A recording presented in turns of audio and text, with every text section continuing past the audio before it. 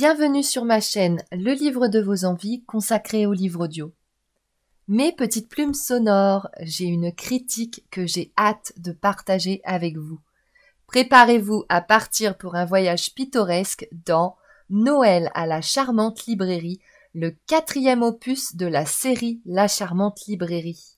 Avant d'aborder notre sujet, créer des vidéos demande du temps et du travail et il peut être difficile d'être visible sur YouTube.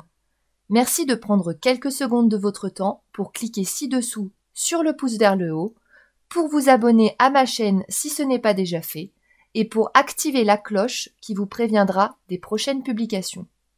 Un vrai plus si vous pouvez partager cette vidéo sur vos réseaux sociaux. Et si vous appréciez ce que je fais, vous pouvez soutenir ma chaîne en utilisant le lien dans la description pour obtenir ce livre gratuitement avec l'essai audible de 30 jours. Sachez, mes petites plumes sonores, que non seulement vous le conserverez à vie sans aucun frais, alors je vous recommande de saisir cette opportunité tant qu'elle est disponible. Sans plus tarder, entrons dans le vif du sujet. Tout d'abord, un peu de contexte. Pour ceux qui ne connaissent pas encore, la série est une saga délicieusement douce et chaleureuse, centrée sur une petite librairie indépendante nichée dans un cadre enchanteur.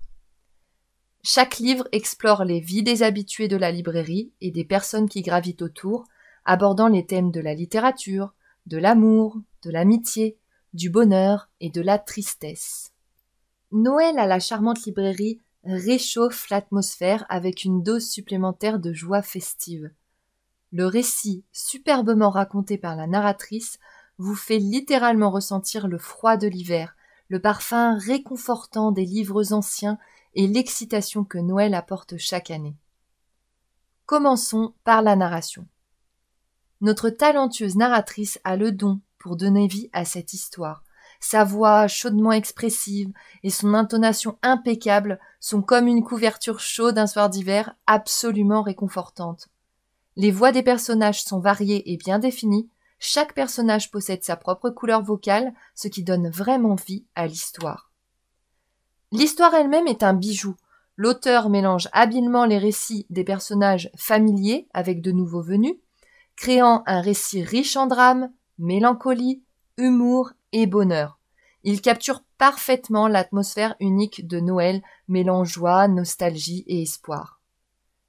Les amateurs de Noël seront ravis de savoir que ce livre audio regorge de tendres expériences de Noël, de subtiles introspections et de charmes irrésistibles qui vous laisseront avec un sentiment de bien-être et une forte envie de boire un chocolat chaud. Et pour la musique, bravo aux compositeurs. Les morceaux sélectionnés ajoutent une profondeur remarquable à l'histoire, apportant une nouvelle fois une ambiance festive et chaleureuse tout au long du récit. Noël à la charmante librairie est une merveilleuse séance d'écoute en cette période de l'année. Il réchauffera le cœur à toutes mes petites plumes sonores et vous remettra dans l'esprit de Noël. Une vraie perle à ajouter à votre collection de livres audio.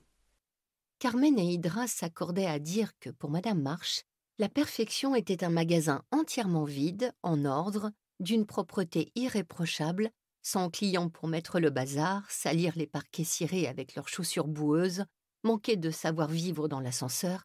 Elle se rappelait l'époque où les ascenseurs avaient encore des liftiers et en parlaient souvent. Ou laisser leurs enfants renverser la verrerie. Un magasin désert, voilà ce qu'aimait Madame March. Le plus terrible au vu de ces dernières années, c'était qu'elle semblait sur le point d'obtenir satisfaction.